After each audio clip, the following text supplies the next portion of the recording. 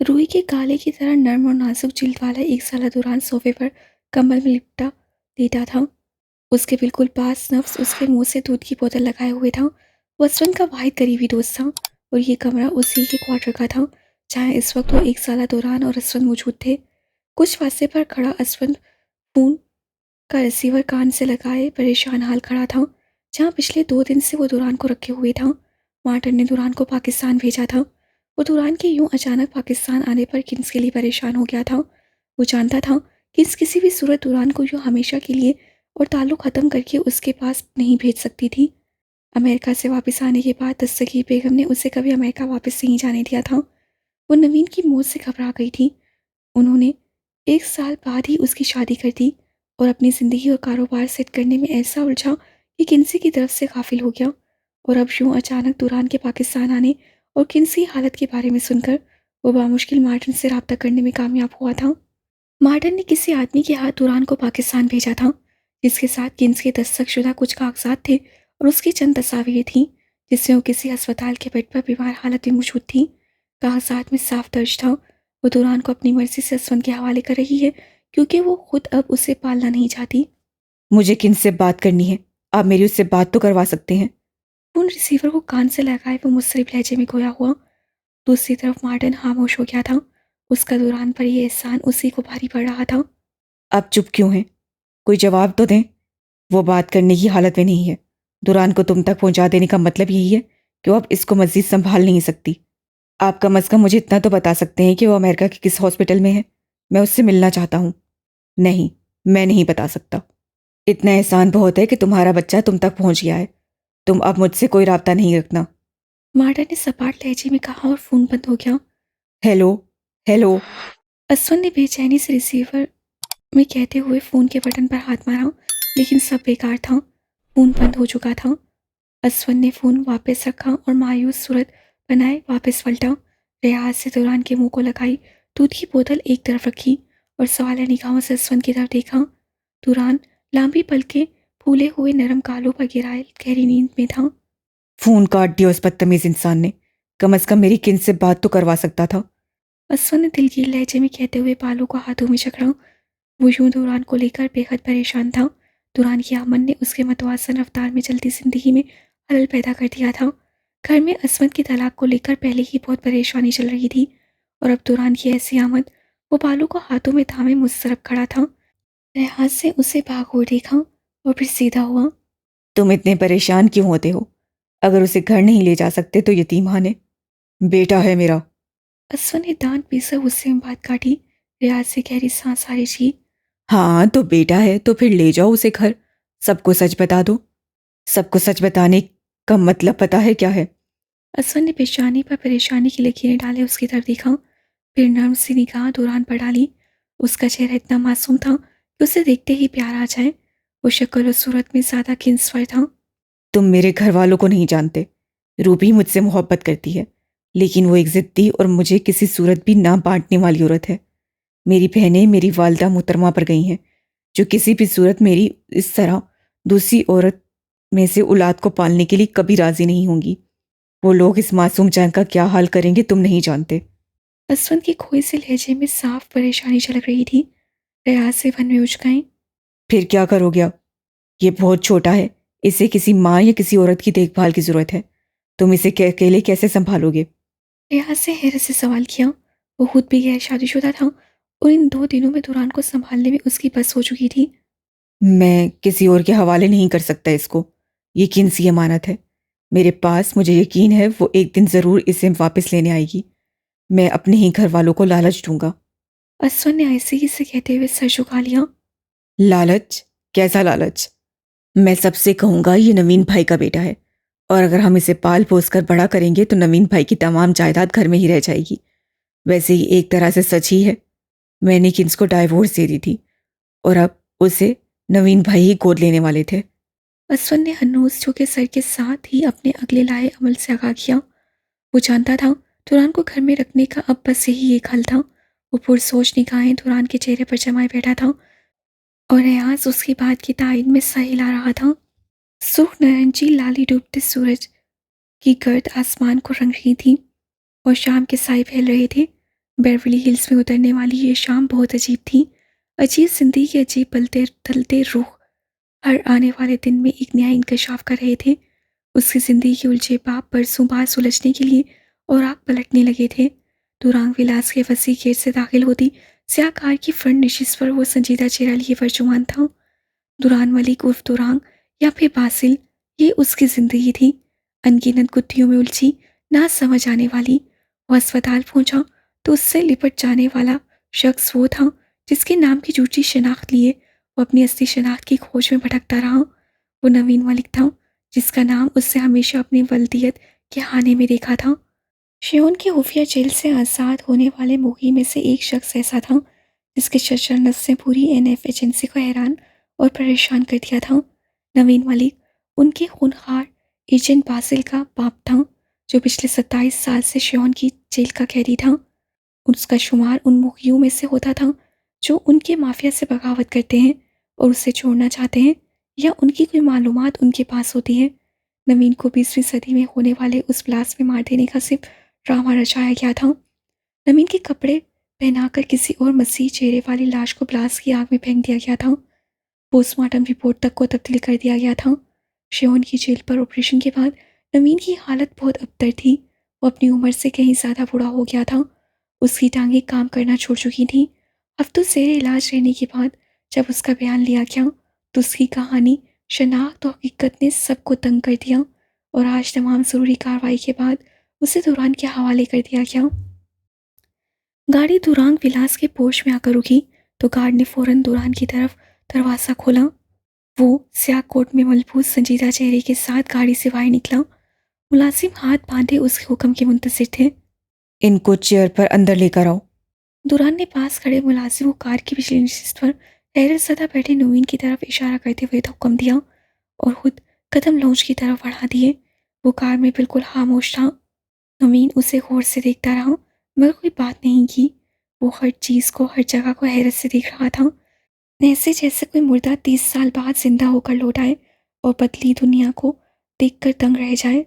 Launch में दुरान पहले से ही असवंत, रूबी, बुरहान और सबरीना को इकट्ठा होने का पैगाम भेज चुका था।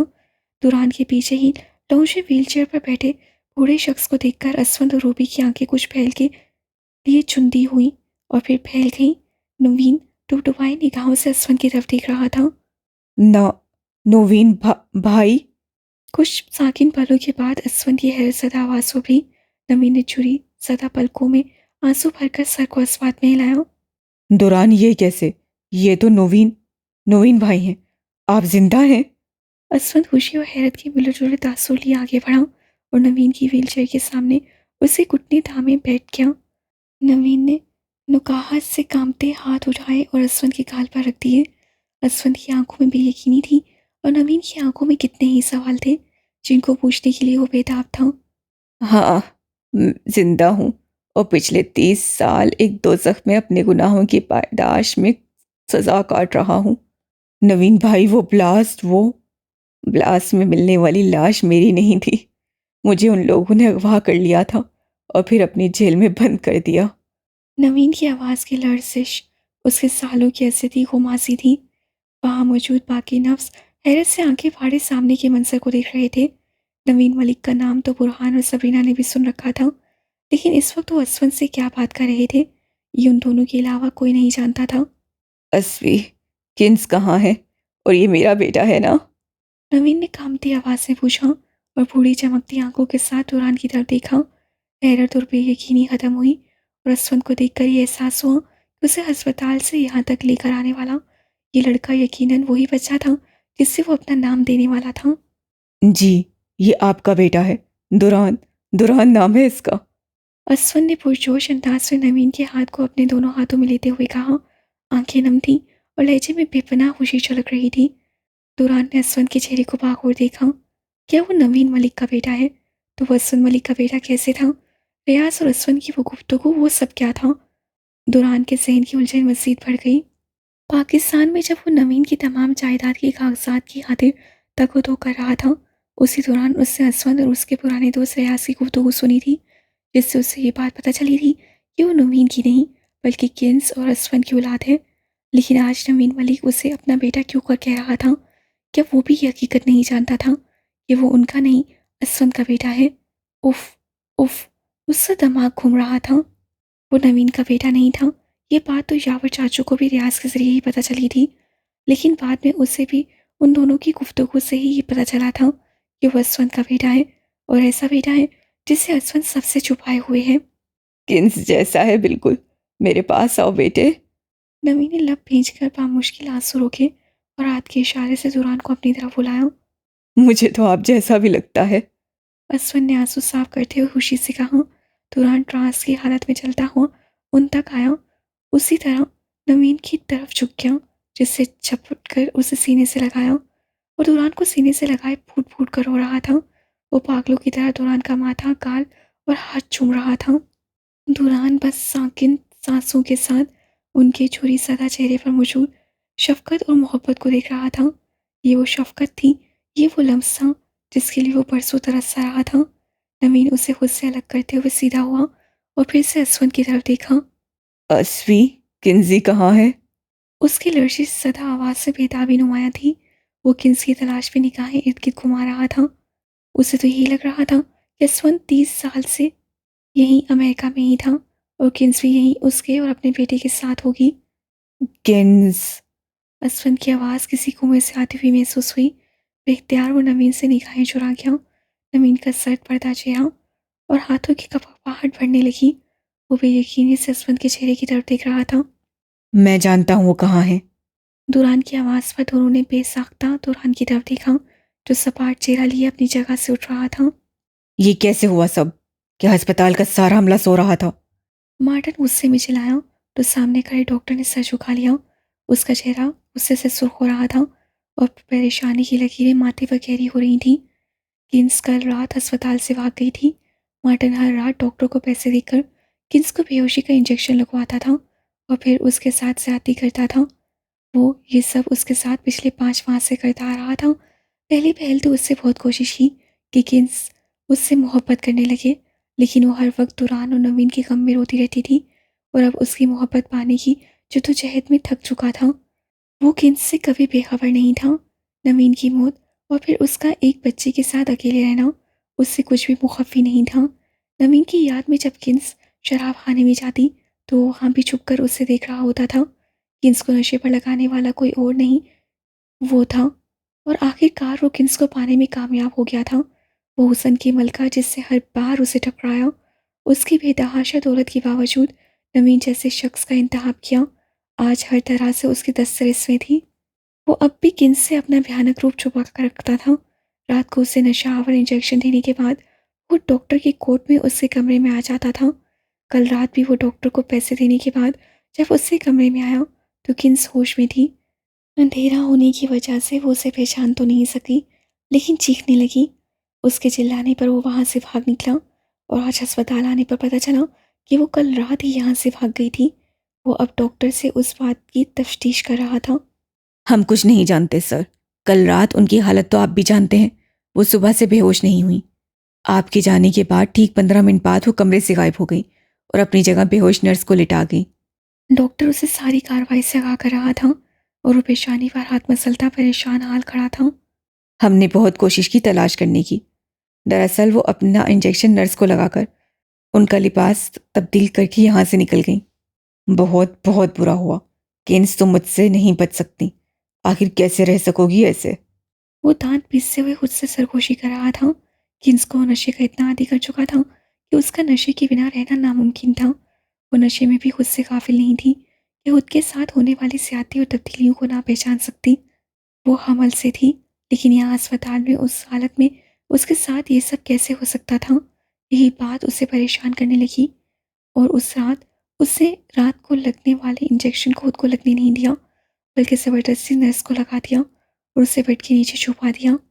रात को जब मार्टिन डॉक्टर का रूप धार कर उसके कमरे में आया तो उस पर सारी हकीकत खुल गई।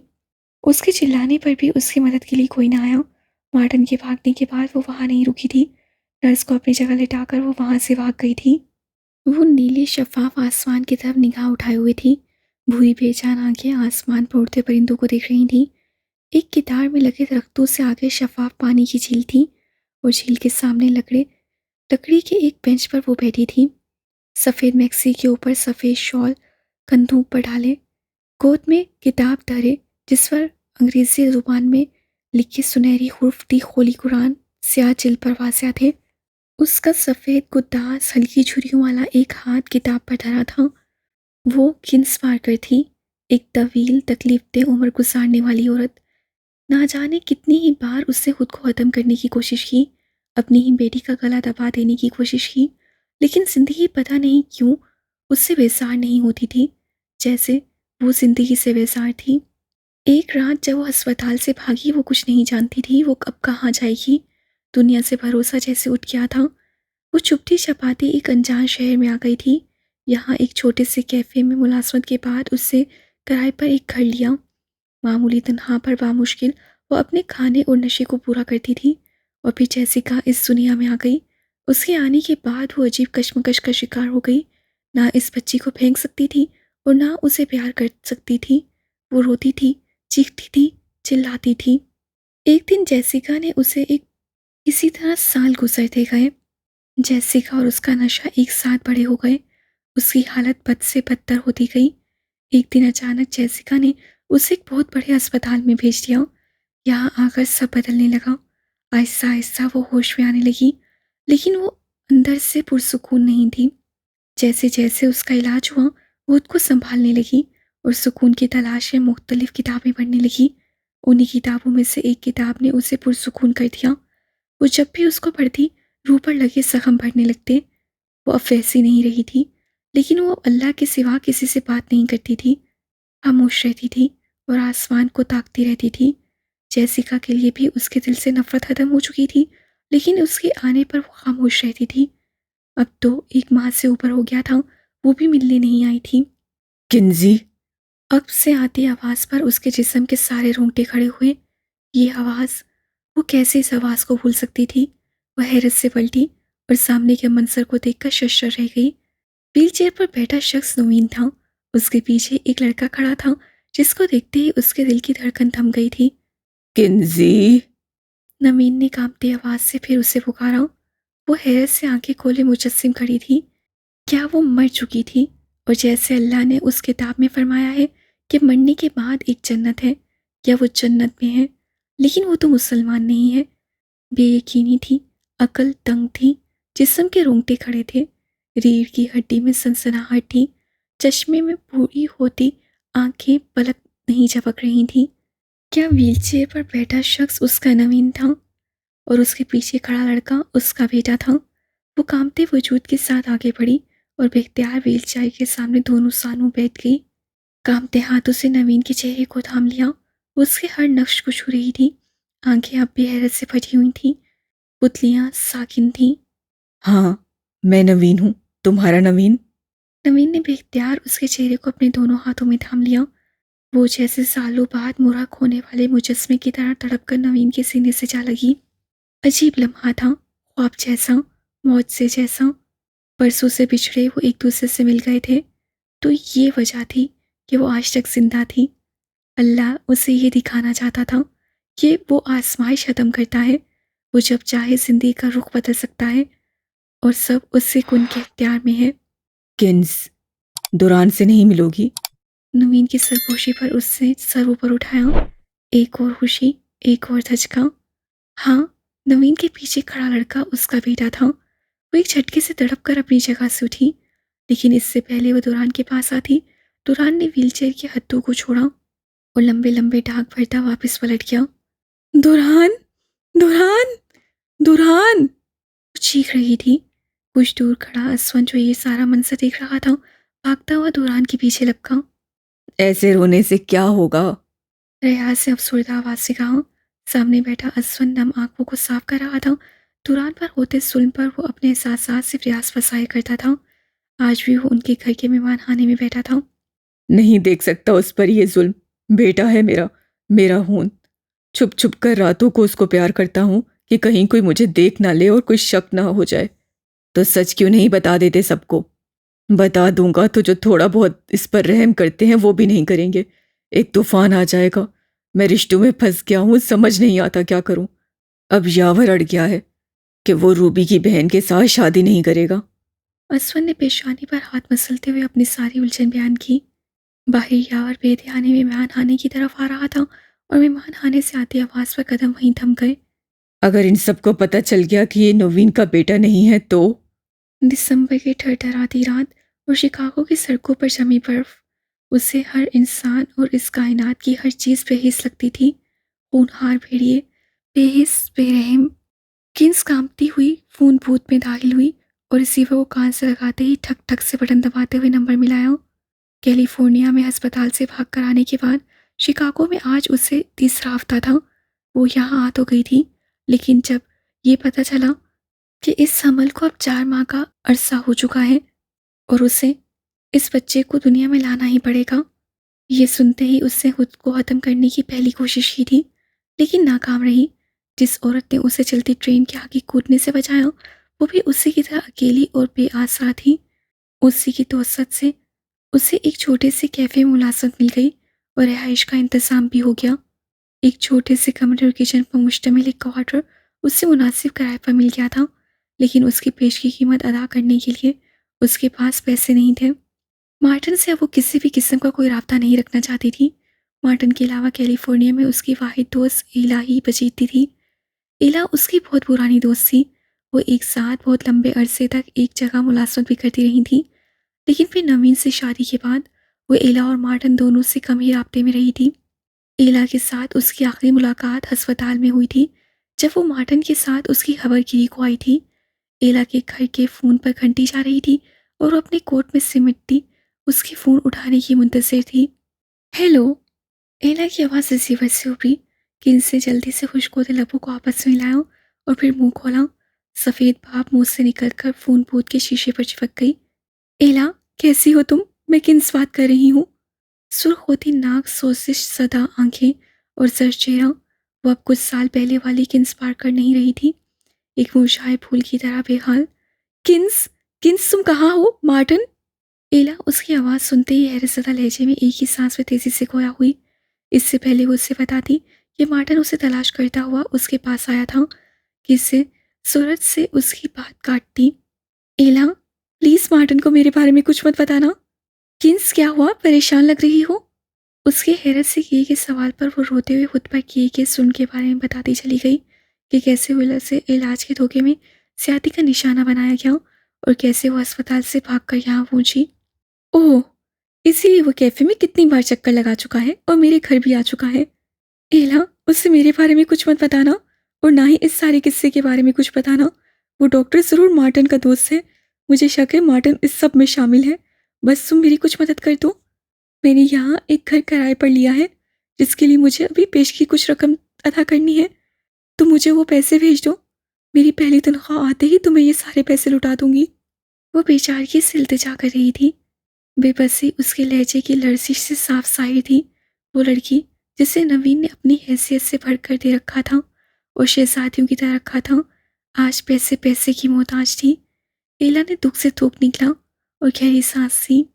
तुम फिक्र मत करो, मुझे बताओ बताओ, मैं तुम्हें पैसे भिजवाती हूँ। शुक्रिया, और याद रखना मार्डन को मेरे बारे में बिल्कुल मत बताना। लेकिन हाँ, अगर असवन नामी कोई शख्स कभी मुझे ढूंढता हुआ तुम तक पहुंचे तो उससे मेरे बारे में ज़रूर बता देना। एक मोहम सी उम्मीद थी कि असवन कभी उसे तलाश करता हुआ ज़रूर आएगा। ठीक है, परेशान मत हो, मुझे पता लिखवाओ। हाँ, लिखो। बर्फ से ढकते फोन बूथ में वो एला को अपना पता लिखवा रही थी, इस बात से बिल्कुल अनजान कि असवन तो नहीं, लेकिन 25 साल बाद उसका बेटा उसे तलाश करता हुआ ज़रूर एला तक पहुंचेगा। जबड़ों को सख्ती से भींचे सुर्ख चेहरे के साथ लंबे लंबे डाक भरता वो ओल्ड होम की राहदारी को अबूर करता हुआ गेट से बाहर आ चुका था। कदम मन भारी होते हुए उठ रहे थे। पीछे से आती पुकार उसकी माँ की थी। दिल में उभरती टीस से आंखों में मिर्चों जैसी जलन पैदा करने लगी थी। सफ़ेद पुतली पर सुर्ख धारियाँ उसके अंदर होने वाले टूट फूट की गमासी थी। वो कदम कदम आगे बढ़ता हुआ ये जानता था कि असवंत उसके पीछे है, लेकिन आज वो सबकी आखिरी सीढ़ी से लड़खड़ा कर गिर चुका था। कितने ही पुराने जख्म खड़े हो चुके थे। वो दुरान था, दुरांग था, या फिर बासिल, लेकिन वो एक बेटा था। वो औरत उसकी माँ थी, ऐसा बेटा जिसके दिल में महरूमियों के एक बहुत से जख्म थे और कुछ तो इतने बरस गुजरने के बाद अब नासूर बन चुके थे। दुरान रुको, ऐसे कहाँ जा रहे हो? दुरान मेरी बात सुनो। असवन की बिगड़े तनस्सुस वाली पुकार उसके अब से गूंज रही थी। वो जितना तेज चल सकता था चल रहा था। दुरान कार के पास पहुंच चुका था। वो लोग यहाँ 2 कारों में आए थे। दुरान की कार आगे थी और असवन नवीन के हमरा अपनी कार में उसके पीछे था। वो उन लोगों को यहाँ तक पहुँचाने ही आया था और अब किन्स को यूं अपने सामने देखकर जहाँ दिल शिद्दत गम से फट रहा था, वहाँ सारे जख्म भी ताज़ा हो गए। वो मज़ीद वहाँ नहीं रुक सकता था और किन्स को तो किसी सूरत माफ़ नहीं कर सकता था। दुरान, तुम किन से मिले बिना क्यों आ गए? माँ है वो तुम्हारी। असवन की आवाज़ उसके करीब से आ रही थी। गाड़ी के दरवाजे को खोलते हाथ वहीं थम गए। झुकी पलकें उठी तो सुर्ख आंखें भींचे हुए लबों समेत पल भर को चुंदी हुई। असवन का परेशान हाल अक्स गाड़ी के शीशे में साफ नजर आ रहा था और एक ये शख्स था जिसे वो अपने साथ रखकर खुद को अजियत देता था। इससे रिश्ता अजीब था। बचपन से लेकर अब तक इसकी शख्सियत में वो उलझ जाता था। हर पल जब ये एहसास जागता था कि उससे बढ़कर गले लगाने वाला है तो वो पलट जाता था। आखिर वो शख्स इतना बुज़दिल क्यों था? अगर उसके लिए दिल में मोहब्बत थी तो वो ज़ाहिर क्यों नहीं करता था? वो झटके से पलटा। मैं जानता हूँ वो मेरी माँ है और ये भी जानता हूँ आप मेरे बाप हैं। बुराहट में बरसों से दबी नफरत वासिया थी। उसकी भारी आवाज़ सनी हुई कनपटी और मुंह से निकले अल्फाज से असवंत को वजूद मुजस्सिम कर दिया। वो असवंत की साकिन आंखों में आंखें डाले बहुत से हिसाब मांग रहा था। तुरान को लेकर असवंत के हदशात सब दुरुस्त थे तो वो सब जान चुका था। शक तो यकीन में उसी वक्त बदल गया था जब उसने बताया कि वो जानता है किन्स कहाँ है और अब खामोशी से उसके अंदर से फटते लावे को देखने का वक्त था। वो ऐसी माँ जिसने खुद से अलग किया और आपके हवाले कर दिया, और आप ऐसे बाप जिसे छत तो दी लेकिन न शफकत दी और ना ही न अपना नाम। तुम सब जानते हो। बहुत दूर से आई धीमी सरगोशी थी। हाँ, मैं सब जानता हूँ और आज से पहले नहीं, बहुत अरसे से जानता हूँ। आपको अपने साथ रखा सिर्फ इस एहसान का बदला उतारने के लिए जो आपने मुझे बचपन से लेकर जवानी तक छत देकर किया। वो दांत पीसता हुआ फट पड़ा। असवंत का धुआं धुआं चेहरा और नदामत से ढलती आंखें उसके चेहरे पर जमी थी। वो जो कि इसकी वकालत के लिए उसके पीछे आया था, उसके अपने बारे में हालात सुनकर वहीं थम गया। वो रूबी से नहीं उससे नफरत करता था। उससे रूबी को नीचा दिखाने के लिए साथ नहीं रखा हुआ था, बल्कि उसकी नफरत में उसे साथ रखा था। वो मेरी माँ है तो उनके लिए इतना बहुत है कि उनके इलाज से लेकर अब तक उनका ख्याल रखा। आप मेरे बाप हैं तो आपको यहाँ अपने साथ रखा है। इससे ज्यादा की तवक्का मुझसे मत करें। वो असवंत को नफरत में सिगाहों से देखता सहर आलूदा जुमले अदा कर रहा था। वो सहर जो बरसों से उसके अंदर कड़वाहट भरता रहा था। बेटा, कभी कभी जो सामने नजर आता है वह हकीकत नहीं होती। हकीकत बहुत मुख्तलिफ होती है, ऐसी होती है जिसे हमारी अकल तस्लीम नहीं करती। ये नवीन की आवाज़ थी। दुरान के साथ असवंत ने भी चौंक कर बाईं तरफ देखा। व्हीलचेयर पर बैठा नवीन और उसके हत्थे थामे खड़ी किन्स उसी की तरफ देख रहे थे। किन्स की आंसुओं से भरी आंखें और कपकपाते होंठ उसे सीने से लगाने को तरस रही थी। दुरान बेटा, खुद से ही सब सोच लेने वाले लोग रिश्तों को सिर्फ एक ही रूप में देख पाते हैं। आप कुछ नहीं जानते। आपको भी धोखे में रखा गया था। मैं आपका बेटा नहीं हूँ, बल्कि आपकी बीवी और आपके इन भाई के गुनाह की निशानी हूँ। दुरान ने अपनी तरफ से नवीन पर बहुत बड़ा इंकशाफ किया था। गुस्सा और महरूमियों की खिर्चियाँ अब आंखों को मज़ीद सुर्ख कर रही थीं। नहीं बेटा, मैं सब जानता हूँ, लेकिन आप कुछ भी नहीं जानते। इन दोनों ने शादी की थी और तुम्हें हम तीनों पूरी खुशी और बाहमी रजामंदी से इस दुनिया में लाए थे। नवीन ने तहम्मुल मिजाजी से जवाब दिया।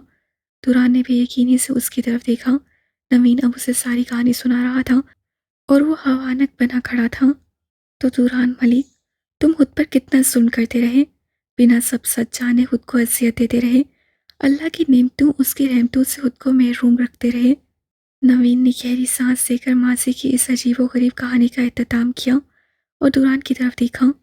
और फिर एक दिन किस्मत की सितम ज़रफ़ी ने सब उलट पुलट दिया। तुम समझ रहे हो कि इसने तुम्हें खुद से अलग किया। गलत है ये। तुम समझ रहे हो असवन ने जानबूझकर तुम्हें मोहब्बत, शफकत और नाम नहीं दिया। ये भी गलत है। ओल्ड होम से बाहर आने तक किन्स नवीन को सब बता चुकी थी और असवन भी सफ़र के दौरान उसे दुरान के पाकिस्तान आने से लेकर अब तक की मुकम्मल रवायात सुना चुका था। किन्स को ये बताया गया था कि तुम इस दुनिया में नहीं रहे। उसकी गलती ज़रूर है, लेकिन सिर्फ इतनी कि नशे की लत से बाहर नहीं आ सकी। नवीन जानता था किन्स इस वक्त कुछ भी बोलने की सक्कत में नहीं है, इससे वो उसकी सफाई पेश कर रहा था। दुरान अभी भी बेयकीनी से नवीन की तरफ देख रहा था। जब किन्स व्हीलचेयर के हत्थे छोड़कर आगे बढ़ी, आंखों से बहते आंसू और तर हुए थे कालू समेत वो दुरान के बिल्कुल सामने आ खड़ी हुई। सुहर सफ़ेद रंगत वाली उम्र की सलीस पर भी वो दिलकश खातून उसकी माँ थी। चमकती आंखों और उसके दिल और दिमाग में दुरान की मोहब्बत उनको छुटला कैसे सकता था, जिनकी सिर्फ सोच ही नहीं जिस्म का रुआं रुआं दुरान के लिए मोहब्बत का सबूत पेश कर रहा था। मुझे माफ़ कर दो बेटा, बहुत सज़ा काट चुकी हूँ, और सज़ा मत दो। बामुश्किल अल्फाज अदा करती हुए बेसाख्ता दुरान को अपने सीने से लगा गई, जो बेहिस्सो हरकत खड़ा था। किन्स उसको गले लगाए रो रही थी और वो बार बार एक ही जुमला दोहरा रही थी, मत दो सज़ा। वो उसकी माँ थी। वो रोते हुए उसे अपनी सारी बेताबियाँ सुना रही थी। वो उससे कितना याद करती थी, उसके लिए कितना रोती थी, जबकि वो एक बेजान पुतले की मानंद खड़ा था, हैरान बेयकीन। अभी यकीन आने में वक्त दरकार था, बरसों से ममता के दर्द से दिल और खुश्क आंखों को नम होने के लिए वक्त दरकार था। जब रिश्ते मुखलिस हों और दिलों में बेलौस मोहब्बत हो, तो वक्त बहुत जल्द जख्मों को भर देता है। नवीन मुस्कुरा रहा था, जबकि असवंत का धुआं होता चेहरा और नदामत उससे कंधों को ढलका रही थी। भाई, इतना बड़ा धोखा। दुरान नवीन भाई का बेटा नहीं है, तो आप क्यों उसे उनका बेटा बनाकर सबके सामने पेश कर रहे हैं? यावर पेशानी पर अनगिनत बल डाले तो हीश निगाहों से सवाल कर रहा था। नवीन और रियाज की अधूरी गुफ्तगू ने सुलझा कर रख दिया था। यावर प्लीज़, मैं पहले ही बुरी तरह फंसा हुआ हूँ, मुझे मजीद मत उलझाओ। वक्त आने पर मैं तुम्हें बाकी की आधी हकीकत ही बता दूंगा। फिलहाल तो ये कि दुरान नवीन भाई का बेटा नहीं है, लेकिन उनकी बीवी का बेटा है। असवन के बेरब जुमले और उलझी सी बात पर यावर ने झुंझलाकर कुछ कहना चाहा, तो असवन ने हाथ उठाकर रो दिया और बार बार जो निगाहों से ड्राइंग रूम के खुले दरवाजे की तरफ भी देख रहा था। तुम प्लीज़ सोनी के साथ शादी करने से इनकार मत करो। उससे शादी कर लो। दुरान का सारा खर्च मैं तुम्हें दूंगा। तुम बस सबसे ये कहना कि ये तुम कर रहे हो। अभी मैं तुम्हें कुछ और नहीं बता सकता। बस तुम दुरान का सब कुछ अपने काबू में कर लो। रूबी पहले ही दुरान को लेकर बहुत मशकूक रहती है। मैं नहीं चाहता मेरा और तुम्हारा घर खराब हो। यावर ने आज से पहले असवन को कभी इतना बेबस नहीं देखा था। उससे चंद सेकंड की खामोशी के बाद गहरा सांस खारिज किया और फिर सर को अस्वाद में हिला दिया। रोशन सुबह बेवरली हिल्स की खूबसूरती को चार चांद लगा रही थी। तुरांग विलास में कितने बरसों बाद आज ऐसे जानदार दिन का आगाज हो रहा था। बहुत सी आवाज़ों कहकों की जलतरिंग डाइनिंग हॉल से लेकर लाउंज में गूंज रहे थे। डाइनिंग हॉल के मेज़ पर आज डोरान मौजूद था। दूल्हा चेहरा सफ़ेद शर्ट में जच रहा था। चमकते मुस्कुराते चेहरे और बरसों के बिछड़े रिश्ते एक होकर बैठे थे। जैसिका किन्स के साथ वाली नशिस्त पर बैठी थी, वो भी कल रात से यहाँ आ गई थी। दुरान के साथ साथ उसे भी अब जाकर माँ मिली थी। किन्स से अपने दोनों बच्चों से अपनी कोताहियों की माफ़ी मांगी और सीने से लगाया। इस वक्त नवीन, अनिल, दुरान और जवेरिया ये सब एक साथ नाश्ते की मेज़ पर मौजूद थे। ये सारा इख्तिताम जवेरिया की मरहूने मिन्नत था। रोसीन के साथ मिलकर उसने खुद नाश्ता तैयार किया था और अब वहीं सबको उनके कमरों से निकाल कर लाई थी। अब बस रूबी, असवंत, सबरीना और बुरहान का इंतज़ार था। वो मुस्कुराती हुई दुरान के बगल में बैठी बार बार उसके पुरसुकून चेहरे को देखकर सरशार हो रही थी। सुर्ख मैक्सी में मलबूस थी। वो सबके साथ यूं मुस्कुराता हुआ उसे भी पुरसुकून कर रहा था। तुम रूबी हो ना? किन्स की पुरजोश आवाज़ पर सबने एक साथ मुड़कर पीछे देखा। रूबी, बुरहान, सबरीना और असवंत शर्मिंदा से डाइनिंग हॉल के दखली दरवाजे में खड़े थे। किन्स खुशदिली से अपनी जगह से उठी और रूबी की तरफ बढ़ी। वो रात को जब दुरान विलास पहुंचे थे, बहुत देर हो चुकी थी और रात को किन्स जैसिका और दुरान के साथ अपने कमरे में चली गई थी। खुशदिली से मुस्कुराती चंद कदमों का फैसला तय करने के बाद वो रूबी के बिल्कुल सामने खड़ी थी, जिसके उतरे चेहरे से बेनियाज उससे पुरजोश होकर उसके हाथ को अपने हाथ में लिया। मैं तुम्हारी बहुत शुक्रगुजार हूँ रूबी, तुमने मेरे बेटे की परवरिश की, उससे एक अच्छा और कामयाब इंसान बनाया। किन्स अंग्रेजी जुबान में शाइस्तगी से उसका शुक्रिया अदा कर रही थी। ये वो हाथ है जिनसे कभी तुमने मेरे छोटे से दुरान को खाना खिलाया होगा उसको सुलाया होगा। किन्स ने उसके दोनों हाथों को ऊपर किया और इधर से लबों से लगाया। रूबी ने सटपटा कर निगाहें चुराई। कितने ही मन से निगाहों के सामने से गुजर गए। उससे इन हाथों से दुरान को खाना तो कभी नहीं खिलाया था। अलबत्ता इस मासूम के गालों पर तमाचे जरूर लगाए थे। उसकी माँ जो आज अकीदत से उसके हाथ चूम रही थी, अगर कहीं उसे ये पता चल जाए कि वो क्या सलूक करती थी, तो उसके छोटे से दौरान के साथ तो हाथ पकड़कर उस घर से बाहर धक्का दे आए। कितने सफाक होते हैं हम लोग, यतीम बच्चों के साथ बिना किसी खौफ के पूरा सलूक कर जाते हैं। और ये बात क्यों भूल जाते हैं कि चाहे इस दुनिया में नहीं, लेकिन क्या पता रोज़ से क़यामत अल्लाह उस मासूम बच्चों के वालिदैन से हमारा सामना करवा दे और हमारा गिरबान थामकर अपने जिगर गोशों पर किए गए जुल्म का सवाल करने लगे। रूबी की रीढ़ की हड्डी में खौफ की सनसनाहट दौड़ गई। एक पल को लगा अगर यहाँ खिंस उसका गिरबान थामे खड़ी होती और उससे दौरान पर किए गए हर जुल्म का हिसाब मांग रही होती, तो कैसा मंजर होता। एक लम्हे के लिए दिल किया ज़मीन फटे और वो उसमें समा जाए। मैं तुम्हारे एहसानों का बदला चाहूँ भी तो नहीं उतार सकती। दुरान आज जिस मुकाम पर है, शायद मेरी तरबियत से भी कभी यहाँ तक नहीं पहुँच सकता। किन शुक्रगुजार लहजे में उसके हाथ थामे खड़ी थी। रूबी ने धुआं धुआं चेहरा मजीद झुकाया और फिर एकदम से ऊपर उठाया। मुझे माफ़ कर दो किन्स, जो सब तुम समझ रही हो मैंने ऐसा कुछ नहीं किया। मैं इतने सर्फ वाली औरत नहीं थी। मैंने बहुत दुख और तकलीफ़ें दी तुम्हारे बेटे को। नदामत भरा लहजा और शर्मिंदगी से ढलकती पलकें किन्स के मुस्कुराते चेहरे पर हैरत के तासुरात उभरे। नफ़ी में सर हिलाते हुए उससे फिर से रूबी को हाथों को थामा। ऐसे मत कहो रूबी, मेरे दिल में तुम्हारी बहुत इज्जत और मुकाम है। एक माँ के लिए उसके बेटे की देखभाल करने वाली औरत से बढ़कर और कौन सी औरत अजीम हो सकती है। असवन, तुम लोग कहीं जा रहे हो? नवीन ने मुतजस्सिस लहजे में इस्तफसार किया, तो सबकी निगाह एक साथ कुछ दूर रखे बैग्स पर पड़ी जो मुलाजिम रखकर पलट रहे थे। हाँ भाई। असवन ने आहिस्ते से जवाब दिया। लहजे और चेहरे दोनों पर ही निदामत के बोझ के गम्मास थे। नवीन समेत सबके चेहरों पर हैरत उभरी। बुरहान और सबरीना भी खामोश खड़े थे। वो लोग उन सबके साथ नाश्ता करने नहीं आए थे, वो तो बैग बांधते दुरान विलास से जा रहे थे। लेकिन क्यों? हम दोनों से ज्यादा तो तुम दोनों का हक है दुरान पर। ऐसे कैसे छोड़कर जा रहे हो? नहीं भाई, हमने दुरान को हमेशा तकलीफों और परेशानियों के अलावा कुछ भी नहीं दिया। मैं बाप होते हुए भी इस पर होते हुए जुल्म पर खामोशी इख्तियार करता रहा, खुदगर्ज बनता रहा, अपनी बीवी से डरता रहा। नस्वन सर झुकाए नदामत से अपनी कोताहियों का एतराफ़ कर रहा था। दुरान ने लब खींचकर मेज़ के सहारे को छोड़ा और कुर्सी की फुर्श से चीख लगाई। जवेरिया मुसलसल उसकी तरफ देख रही थी। जानता था वो अब क्या चाहती है। कल सारी रात भी वो उसे यही सब समझाती रही थी। वो अब जवेरिया की तरफ नहीं देख रहा था। अनिल फौरन अपनी जगह से उठ चुका था। दुरान की मेरे लिए नफरत बजा है। अब मजीद हमारा यहाँ रुकना ठीक नहीं। उसका खानदान मुकम्मल हो चुका है। मैं नहीं चाहता हम तीनों को देखकर वो अब भी अपने कड़वे माजी को याद करता रहे। सब लोग हम वतन गोश थे और असवंत की नदामत भरी आवाज़ पूरे लॉन्च में गूंज रही थी। सब लोग अब बारी बारी दुरान की तरफ देख रहे थे, जो सपाट चेहरा लिए पलके गिराए बैठा था। कुछ देर पहले वाली मुस्कुराहट अब लबों से गायब थी। हमने इसे क्या देना था जितना इसने हमें इन पिछले 7 सालों में दिया। मेरी बीवी और बेटे ने तो अब तक इसकी ज़िंदगी में सिर्फ परेशानियों का इजाफा किया है। असवन ने मुकम्मल बात की और फीकी सी मुस्कुराहट चेहरे पर सजाए रुख मोड़ा। इससे पहले वो कदम आगे बढ़ा था, दुरान की आवाज़ ने कदम रोक दिए। वो अपनी जगह से उठकर चलता हुआ असवन के पास आ खड़ा हुआ। सब कुछ कह गए आप। अपने सारे गुनाह भी कबूल कर लिए, मेरी ज़िंदगी से भी निकलने का फैसला कर लिया, लेकिन मुझे गले लगाकर बेटा नहीं कहा। असवन ने नदामत से झुका सर चौंक कर ऊपर उठाया। दुरान के लहजे में ना तो नफरत थी, ना ही तलखी। हाँ, हल्की सी नमी और शिकवा जरूर था।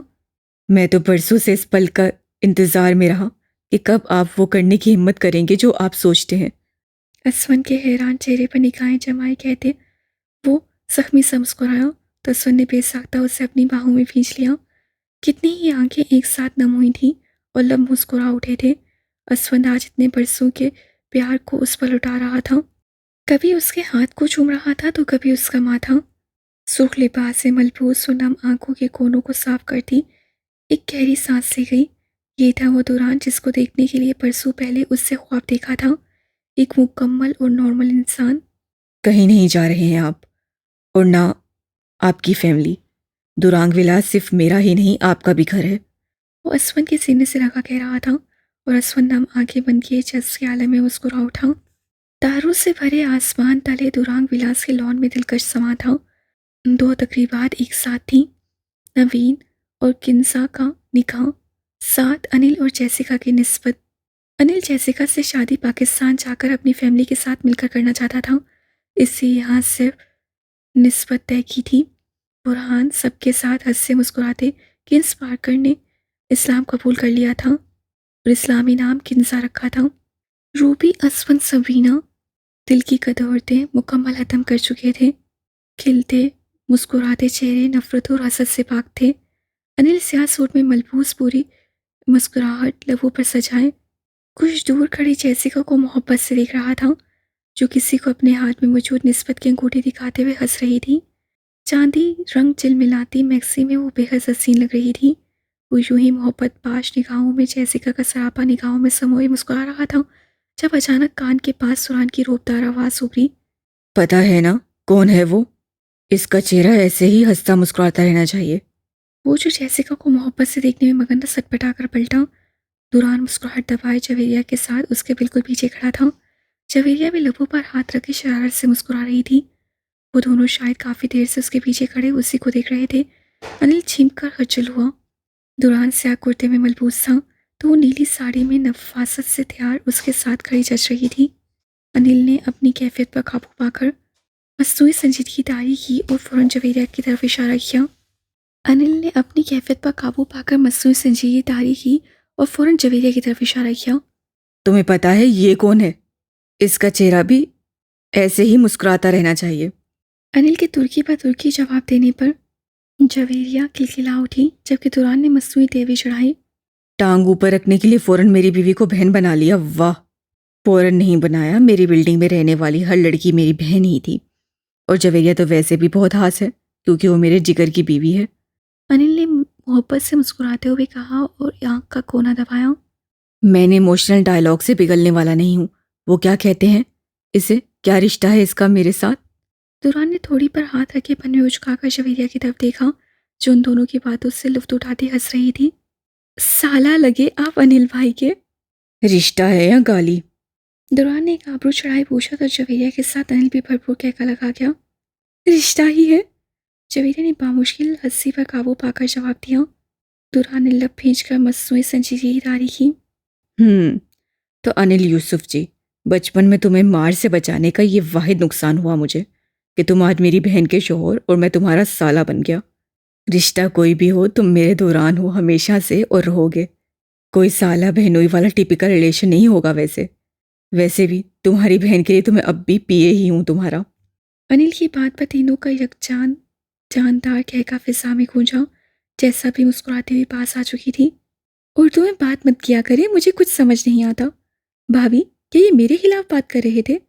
जैसिका ने हल्की से मुंह फैलाए जवेरिया से सवाल किया, तो दुरान और अनिल ने हंसने लगे, जबकि जवेरिया नफी में सर हिलाते हुए मोहब्बत से जैसिका को पुचकारा। सब एक साथ हंस रहे थे। लॉन के पुरसुकून माहौल में दुरान की आवाज़ से गूंजती कुरान की तलावत खिलती शाम को फसू खेस बना रही थी। दुरान आंखें बंद किए सूरह रहमान की आयत की तलावत कर रहा था और सामने की दो नशिस्तों पर किन्सा और जवेरिया सलीके से स्काफ लिए धुले शिफाफ चेहरों के साथ बैठी उसे गौर से सुन रही थी। पिछले 6 माह से वो दोनों दुरान से कुरान की तलावत और तलफ़ुज़ की अदायगी सीख रही थी और आज शाम भी दोनों ने दुरान को फारिग देखकर काबू में कर लिया था। दुरान ने आयत ख़त्म करने के बाद आंखें खोली और किन्सा की तरफ देखा। उन्होंने इसी आयत की तलावत बहुत खूबसूरती से की। दुरान ने गर्दन घुमाकर जवेरिया की तरफ देखा, उससे गला साफ किया और आयत की तलावत शुरू की।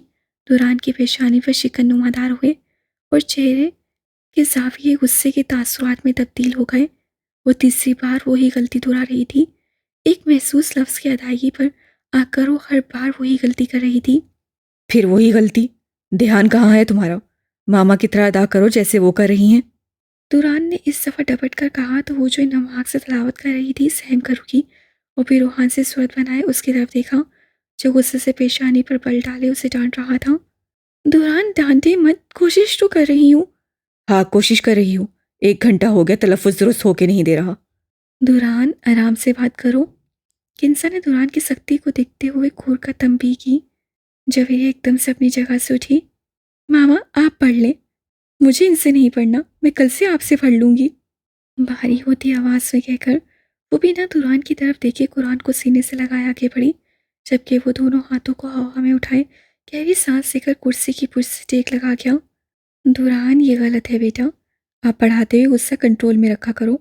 चलो मैं भी जा रही हूँ, तुम मनाओ जाकर उसे। किंसा हफ्की से घूरती हुई अपनी जगह से उठी। दुरान ने एक आंख बंद किए चेहरे का जाविया बदला। मुझे मनाना दुनिया का सबसे मुश्किल काम लगता है।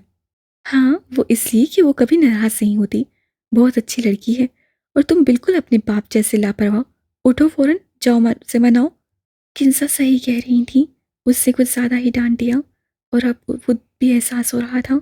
आमतौर पर वो उसके यूं डांट देने पर, कभी कभार गुस्सा करने पर नाराज नहीं हुआ करती थी, लेकिन कभी भी हो भी जाती थी। आप बहुत इमोशनल कर रही हैं। ओके, जा रहा हूँ मनाने। दुरान एक झटके से कुर्सी के बाजू पर वजन डाले अपनी जगह से उठा, तो किंसा सर को तासुफ में हिलाती मुस्कुरा दी। दुरान जैसे ही कमरे का दरवाज़ा खोलकर दाखिल हुआ, तो वो जो बेड के ग्राउंड से टेक लगाए अपनी महसूस जगह पर रोहान सी बैठी थी, उसे से साइड में से किताब उठाकर गोद में धर ली। उसके हवा से अंदाजा और मुस्कुराहट दबाता वह चंद सेकंड्स में ही उसके सर पर खड़ा था। कुछ ही पल उसकी मांग को घूरते रहने के बाद उसके सामने बरजुमान हुआ और हाथ बढ़ाकर उसकी गोद में खुली किताब बंद कर दी। क्या है तो बहुत प्यार, लेकिन तुम ऐसे बात करोगी मुझसे? आप चाहे जैसे भी बात करें। अफाल लहजे में हल्की सी लर्जिश उभरी। मैं तो शुरू से ही ऐसा हूँ। तुम्हें ऐसे ही दुरान से प्यार हुआ था, लेकिन तुम तो ऐसी नहीं थी। दुरान ने मोहब्बत से उसके हवा चेहरे को थोड़ी से पकड़कर सीधा किया। बड़ी बड़ी सी आंखों में चमकते आंसू दिल महसूस गए। कुरान पढ़ाते हुए मत डांटा करे, बड़े नाज से कहा और उसके गाल को छूते हाथ को हल्की से नीचे किया। ठीक है, नहीं डांटा करूंगा, उसकी जगह सजा दे दिया करूंगा, ठीक है? दुरान शरारत से कहता हुआ करीब हुआ तो कंधे पर हाथ रख के पीछे करते हुए मुस्कुरा दी। जी नहीं। ये बात गलत है। दोनों में से एक काम तो होगा। डांटना सही, तो फिर सजा। दुरान ने मुबिम से शरारत छुपाते हुए कहा तो पल भर में ही अवकी बुलाए मुस्कुरा दी। बस इतना सा ही नाराज हो पाती थी वो। दुरान विलास के लॉन में 4 साल हालांकि रोने की आवाज़ गूंज रही थी। वो अपने घुटने के बहते खून को देखकर पल पल आंसू आ रही थी। वो साइकिल से नीचे गिरकर घुटने पर चोट लगवा चुकी थी। करीब बैठी जवेरिया उसके आंसू साफ करते हुए मुसलसल उसे समझा रही थी। 6 साल हदीद दुरान के करीब खड़ा था और स्विमिंग पूल के पास दुरान लैपटॉप पर काम में मसरूफ था। हाला बेटे, बहुत मामूली चोट है, रोते नहीं है, बहादुर बनो। रोते तो लड़के नहीं मामा, लड़कियां तो हर बात पर रोती हैं। इसी लड़के बहादुर होते हैं, ये बहादुर नहीं बन सकती। पास खड़े हदीद की बात पर जवेरिया ने चौंक कर उसकी तरफ देखा, माथे पर डबल डाले सवाल किया। आपको किसने ये बात सिखाई बेटे? असवन दादा, नवीन दादा सब यही कहते हैं, लड़के नहीं रोते, वो बहादुर होते हैं, सिर्फ लड़कियां रोती हैं। गलत, बिल्कुल गलत। लड़के भी रोते हैं, उनको भी रोना आ सकता है।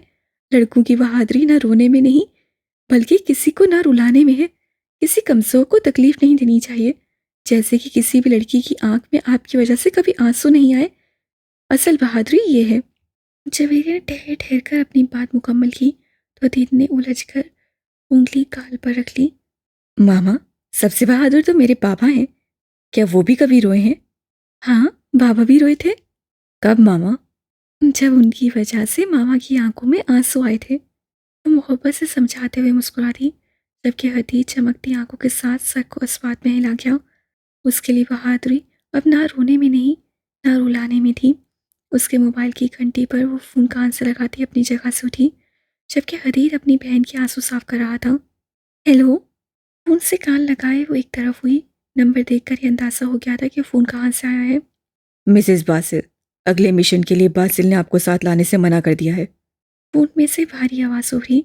जवेरिया ने आंखों को सुकेड़ कर दूर लैपटॉप पर काम करते दुरान की तरफ देखा और फिर मुस्कुराई। चले, फिर उनसे मुलाकात मिशन पर ही होगी। दी एंड।